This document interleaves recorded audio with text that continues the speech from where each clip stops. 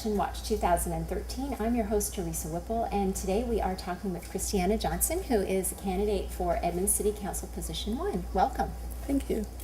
We'd like to start out by having you talk about yourself and also telling everybody why you are running for election to your council seat. You actually were appointed, so you're in the job right now, but this is your first actual election run. So tell us why you want to do that after you've talked about your background. Well, I was going to tell you that I'm the newest member of the City Council, having been appointed in June 2012. But I'm not new to Edmonds. This is my hometown, and I've known Edmonds all my life. And my background is in city and regional planning, and that's what I studied in school. And I felt that I could make a real contribution to the community by being a member of the City Council. And that's why I applied for the position, and out of a large field I was selected.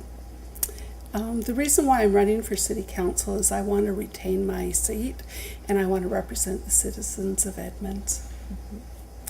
And you were on, was it the Transportation Committee? I can't remember. You've been active on boards, commissions before as well, right?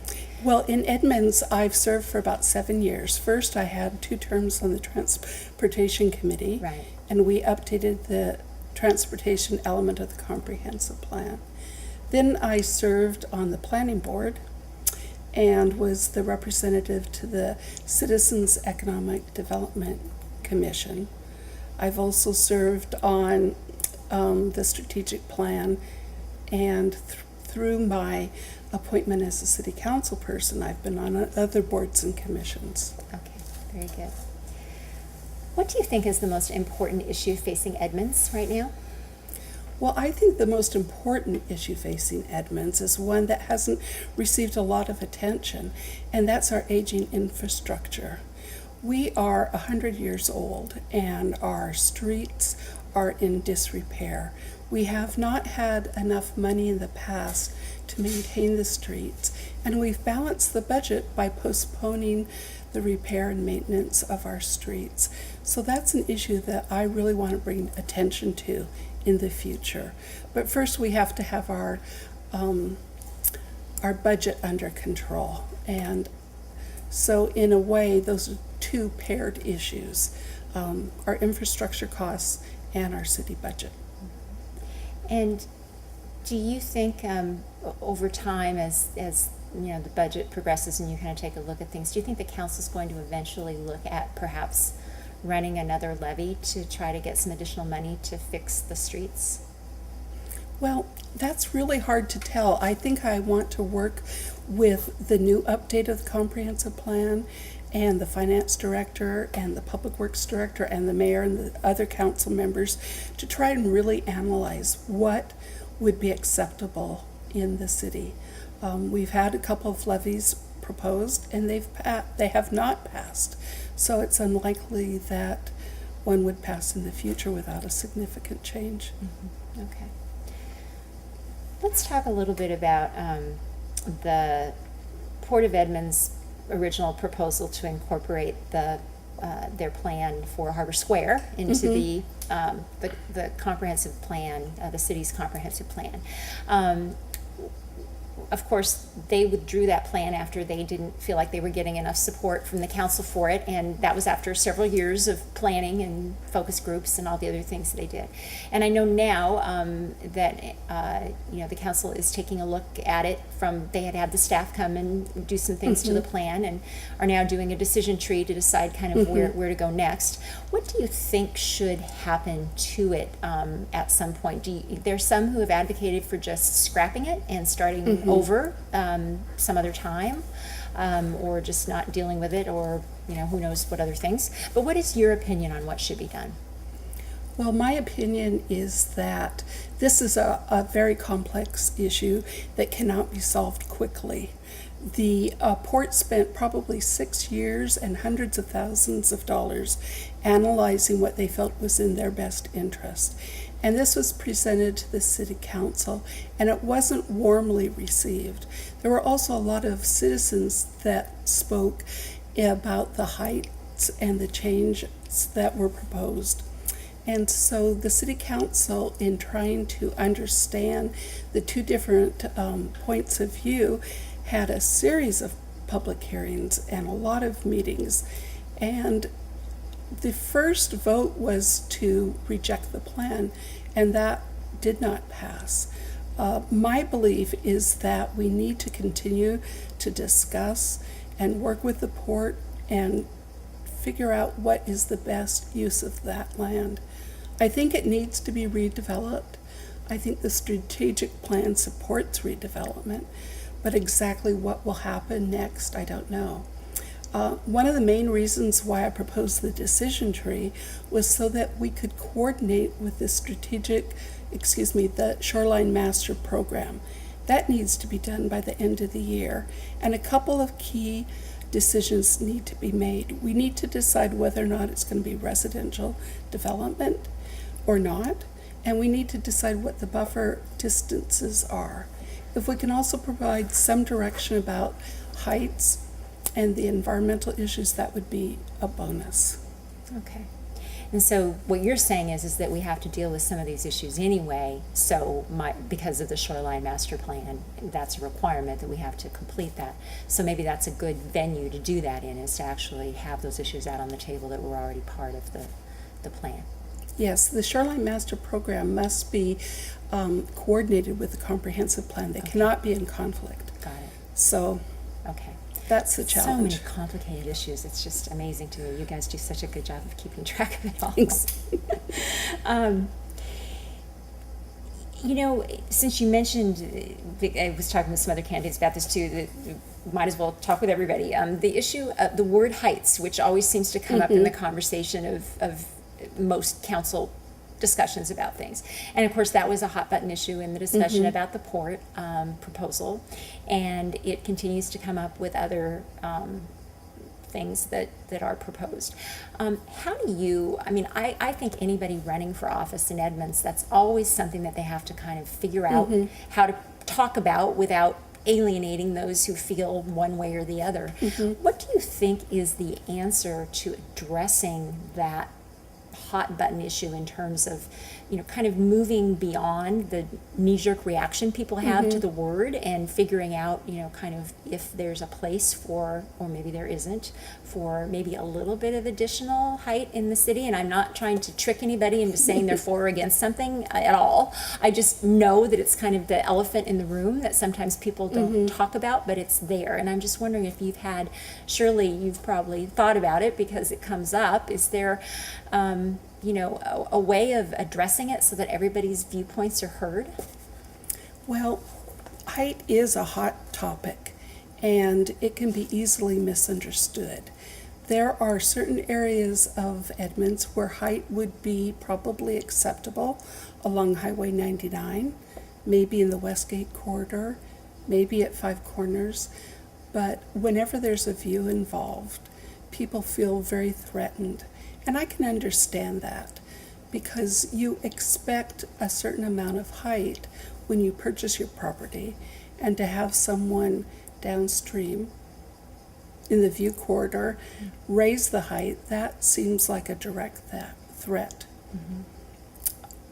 I have sort of a unique perspective. I think that what we really need to do is to figure out a way to maintain the historic part of Edmonds, particularly the downtown.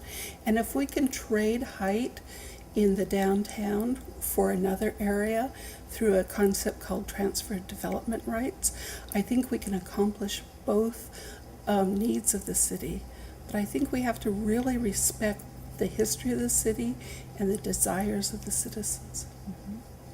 And does that concept, transferred development rights, does that involve essentially allowing somebody to build taller elsewhere as opposed to in the downtown area? I'm not as familiar with that concept. Well, the concept originated with farming. Okay. And it was used very successfully in the city of Snohomish and the city of Issaquah. But it's also used in Seattle to protect historic structures. And the basic idea is you don't allow height in one area and you allow it in another area. Okay. So it's sort of a zoning issue, right? Yes, Okay. it's a detail. Okay, got it. Okay, that's great. Another issue that, just doesn't seem to want to go away, is, the cat issue and the roaming animals. I guess we don't want to just define it as the cat issue, but that seems to be how it's been described.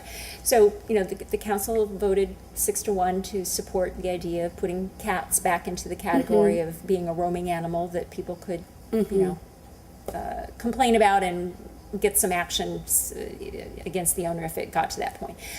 I know you were one of the ones who supported it, and tell me why it was a good idea, and for those who think it wasn't, I mean, why did you support it? Well, the council had adopted this concept, maybe 5 or 6 years ago, that all animals were excluded from roaming at large. And then about a year ago, they inadvertently added the exclusion of cats. Now, all this happened before I came on the council, Yeah. but the issue was assigned to me in the Public Safety and Personnel Committee, and we talked amongst ourselves and with the Chief of Police and the Animal Control Officer about how we should proceed. At that time, we felt that the best idea was to exclude cats that were neutered or spayed and either microchipped or licensed. That way we would be mirroring what some of the neighboring cities have done, and we would allow cats to roam if they were protected. However, that did not give as much control to the animal control officer, and people were concerned about their property rights and about health issues. So when I voted to restore that back into it, I just decided that the moderate approach was not going to be acceptable to the people or the council, and that the animal control officer needed another tool in their toolbox to be able to respond to cat issues. Because until that was passed, if they got a complaint from a citizen about a cat that was in somebody's yard and doing damage or something along those lines, there was nothing they could do. Correct. Right. Okay. And what I learned was before that, about 40% of the calls were related to cats. Oh, interesting. Yes. And the biggest public safety issue, I think, are unwanted litters of cats, feral cats, dead cats in the road. And so we're not going to be policing cats. We're not going to have a cat roundup. Now there's a vision. Yeah. Well, someone came and talked to me the other day. She was very concerned about her neighbor because he has 3 cats, and he was afraid that if they went outside, they would be caught and taken away. And that's not going to happen.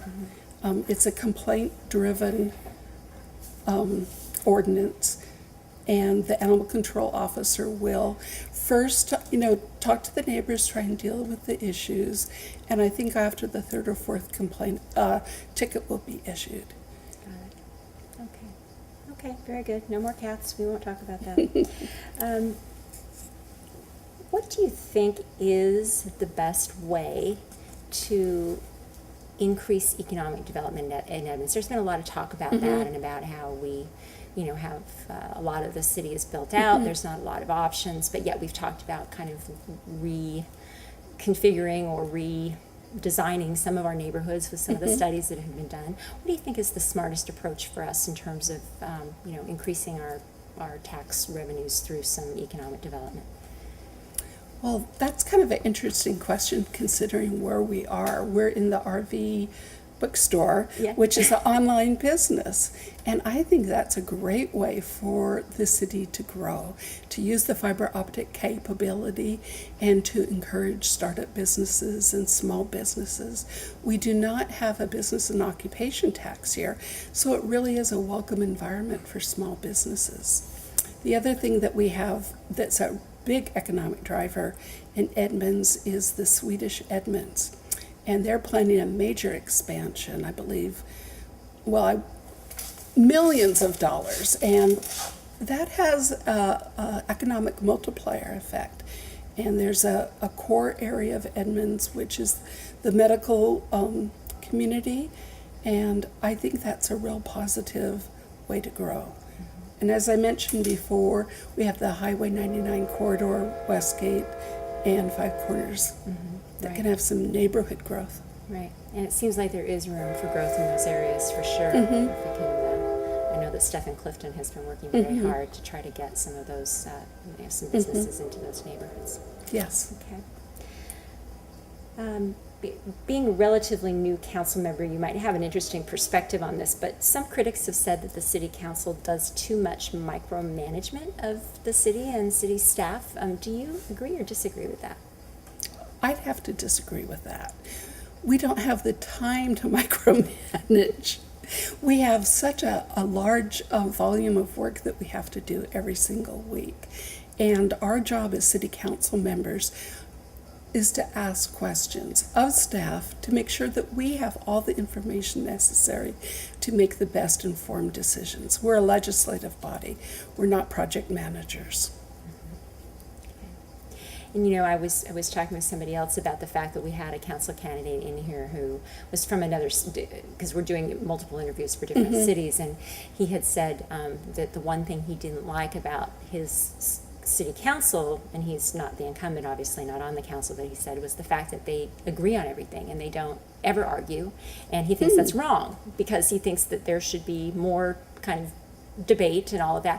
And I was kind of secretly laughing because I think some of the complaints I hear from people is that the Edmonds City Council argues too much and doesn't seem to get along, and there's that kind of reputation sometimes that people think of you doing. And what do you think is there a kind of a happy medium between those two? Or is it good to disagree? Well,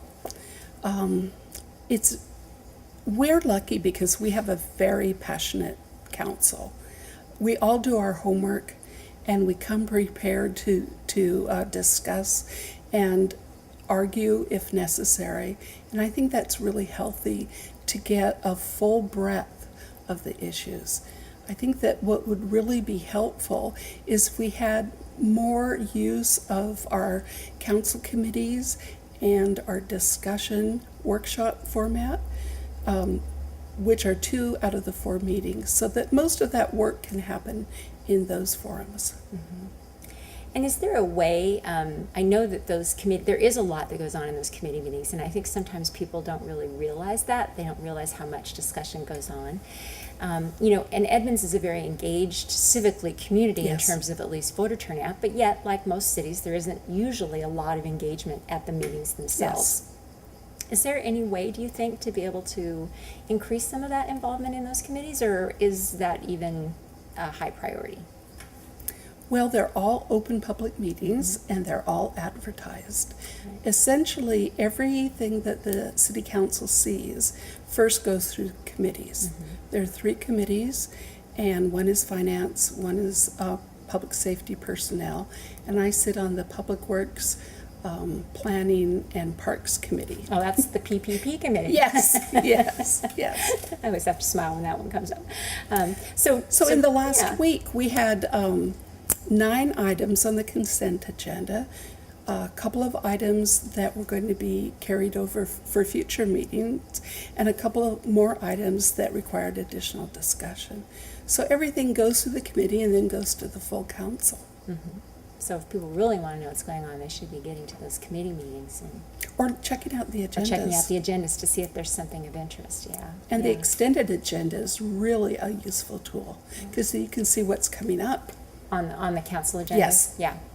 And that's available on the website, right? Yes. If people want to check it out, okay. The city's reserve fund for litigation, which is at about $215,000, is now at less than 1/3 of what the target was when it was set up a year ago. Do you think that's something that should be replenished before you start looking at other ways to use some of that money? Well, what I recall was the recommendation that we have a 2-month reserve and I believe it was a 2% litigation fund. And if it's depleted, I do think it should be replenished, because that is sort of like a savings account for the city. What are the in terms of, I guess, the budget will be coming up, start preparing for the budget fairly soon, right? Like October-ish is when we start thinking about that. What do you think are going to be some of the hot button issues in terms of things that the council's going to have to deal with? Well, the things that I've heard already are whether or not to hire a community services director or to promote from within. Right. Some one-time expenditures, such as extending the fiber optic to make a duplicate loop so that if one part of the system goes down, there can be another part. People have requested a quiet zone in this area. There may be some one-time expenditures. Okay. I think that my area of interest will always be in transportation and trying to get the funds necessary to do a good job there. Right, right, yeah. And I know that that's seems to be an ongoing issue with the infrastructure and everything else, so it'll be interesting to see how that plays out. If you were going to describe Edmonds' greatest strength and its greatest weakness, what would those be? Well, as a city, we're ideally situated in a beautiful environment.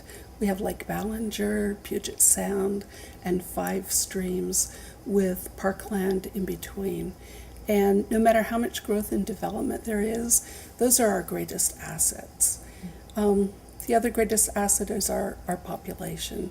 We have, as you said, a very engaged public, and people serve on a variety of boards and commissions. And one of the things that I did as a new city council member is I thought we should really celebrate that. And so I helped organize the first annual community volunteer picnic. And it was fairly well attended, and I'm hoping that it'll be bigger and better next year. Right, we do have an awful lot of volunteers We in this do. town. Yeah, we really do. And the other really big asset for Edmonds is its arts community. That's growing more and more every year. Yeah, we're known for that, I think. Okay. What about weaknesses? Any? Well, I think because we're predominantly about 65% residential, we don't have a strong economic base. And so during times of economic downturn, we feel that perhaps more than other communities. And that's a trade-off. I think that we're going to survive this economic downturn, and we'll continue to be a community. And because we're about 100 years old, we have aging infrastructure. So we have expenses and we have limited revenues, and we're just going to have to try and live within our means. Do you think that message is getting across to citizens? Do you think they understand that? I know that the mayor had kind of made it one of his personal missions to educate people about, this last budget that was passed that was pretty austere and there were a lot of cuts. And he was, I think, very committed to, trying to let people know that they might see things a little, maybe some cuts in services, the grass might not get watered as often at the parks department, that kind of thing. Do you think people are getting that message? Have you heard concerns from citizens about, things that have gone away that maybe they wonder about? I have not really heard that. The mayor did make a strong statement, and he basically told all the departments to look for 4% cuts in the last budget. And I think the city staff probably felt the cuts more because they're working longer hours and having to do more with less. But I'm not really sure that the citizens have felt the changes yet. Right. And do you think it's going to be more of the same this year, or will the budget be, because obviously right now we're okay, it sounds like. We've got a few years where the budget's going to be balanced, but the long-term projections are still fairly bleak. Yes. So I know the council's already started thinking about this, as has the mayor and the staff, but any ideas on what might be an option for the future to solve some of that financial kind of distress in the future? Well, one of the newest ideas is budgeting by priorities. We have the strategic plan, which essentially was a group effort by the citizens to tell the city what their strongest priorities are. and our new finance director did organize budgeting by priorities for Snohomish County. So I think it takes a couple of years to develop a program, but it's our greatest hope that we'll work in that direction so that we can decide how much money we need for what, and that we can prepare for the future. Because as you said, the future is a little bleaker than the present. And the idea is to take that strategic plan, which took a lot of time and energy to create and was recently completed, and to figure out the priorities based on Yes. what was in the strategic plan, and then that's how you prioritize your budget. Yes. Based on what those priorities are. Good. Okay. All right. That makes sense to me. So we're getting close to the end, so I'd like you to take a few minutes to talk about when people see your name on the ballot, general election ballot, what you would like them to remember about you and why they should vote for you. And then you can also, if you have a place where people can find out more, if you have a website or anything else you'd like to share, now's the time to do it. Okay. Well, I would like the people of Edmonds to know that Edmonds is my hometown. I have deep roots in the community, and I treasure this small town that I've known all my life. I have a strong background in planning. I have a bachelor's degree in political science, a master's in city and regional planning, and I've spent my career working in city, county, and state government. I believe that this gives me the education and the tools to help the city as we face challenges in the future, especially those related to growth and planning and transportation. And when I come to the table, I don't have my mind made up. I really try to listen to all sides, consider the issues carefully, and then make some recommendations. I'm a very collaborative worker. I've worked with many different citizens and committees, and that's the way I want to work in the future. I do have an opportunity to retain my seat, and I would very much appreciate everyone's vote. You may find additional information at electkristiana.com and electkristiana@outlook.com. Okay. You better spell Kristiana because it is different than some people might think. Okay. It's Kristiana.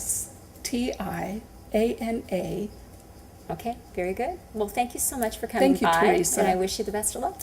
Well, thank you, Teresa. Thank you for this opportunity. And I just have to say, congratulations with my Edmonds News Thank and your you. online. Thank you.